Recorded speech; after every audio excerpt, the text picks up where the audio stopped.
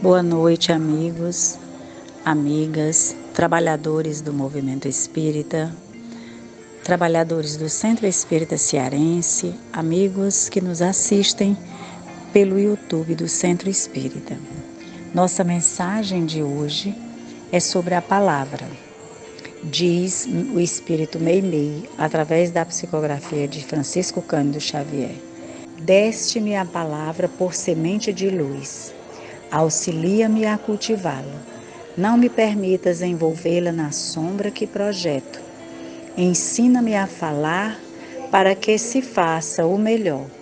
Ajuda-me a lembrar o que deve ser dito e a levar da memória, lavando mesmo tudo aquilo que a tua bondade espera se lance no esquecimento. Onde a irritação me procure, induze-me ao silêncio.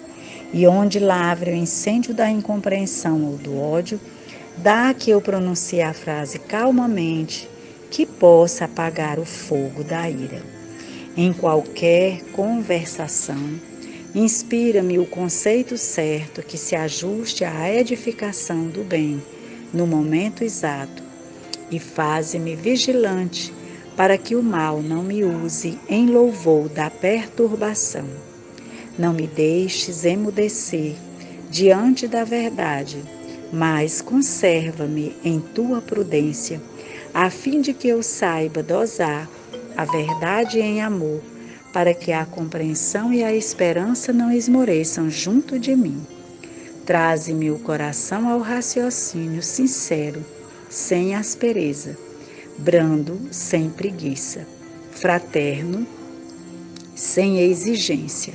E deixa, Senhor, que a minha palavra te obedeça à vontade, hoje e sempre. Que assim seja. Leitura do Evangelho de hoje, segundo o Espiritismo, capítulo 17, Sede perfeitos, itens 1 e 2. Caracteres da perfeição. Amai os vossos inimigos. Fazei o bem aos que vos odeiam, e orai pelos que vos perseguem e caluniam. Porque, se somente amardes os que vos amam, que recompensa tereis disso? Não fazem assim também os publicanos? Se unicamente saudardes os vossos irmãos, que fazeis com isso mais do que os outros? Não fazem o mesmo os pagãos? Sede, pois, vós outros perfeitos, como perfeito é o vosso Pai Celestial. Mateus capítulo 5, versículos 44, 46 a 48. Pois que Deus possui a perfeição infinita em todas as coisas, esta proposição, sede perfeitos, como perfeito é o vosso Pai Celestial, tomada ao pé da letra, pressuporia a possibilidade de atingir-se a perfeição absoluta. Se à criatura fosse dado ser tão perfeita quanto o Criador, tornar-se-ia ela igual a este, o que é inadmissível. Os homens a quem Jesus falava não compreenderiam essa nuance, pelo que ele se limitou a lhes apresentar um modelo e a dizer-lhes que se esforçassem pelo alcançar. Aquelas palavras, portanto, devem entender-se no sentido da perfeição relativa a de que a humanidade é suscetível e que mais a aproxima da divindade. Em que consiste essa perfeição? Jesus o diz: em amarmos os nossos inimigos, em fazermos o bem aos que nos odeiam, em orarmos pelos que nos perseguem. Mostra ele, desse modo, que a essência da perfeição é a caridade na sua mais ampla acepção, porque implica a prática de todas as outras virtudes. Com efeito, se observam os resultados de todos os vícios, e mesmo dos simples defeitos, reconhecer-se-á nenhum haver que não altere mais ou menos o sentimento da caridade, porque todos têm seu princípio no egoísmo e no orgulho, que lhes são a negação.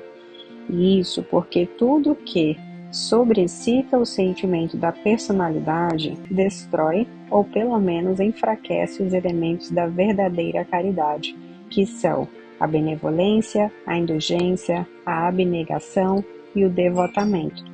Não podendo o amor do próximo, levado até o amor dos inimigos, aliar-se a nenhum defeito contrário à caridade, aquele amor é sempre, portanto, indício de maior ou menor superioridade moral, donde decorre que o grau da perfeição está na razão direta da sua extensão. Foi por isso que Jesus, depois de haver dado a seus discípulos as regras da caridade, no que tem de mais sublime, lhes disse: sede perfeitos, como perfeito é vosso Pai Celestial.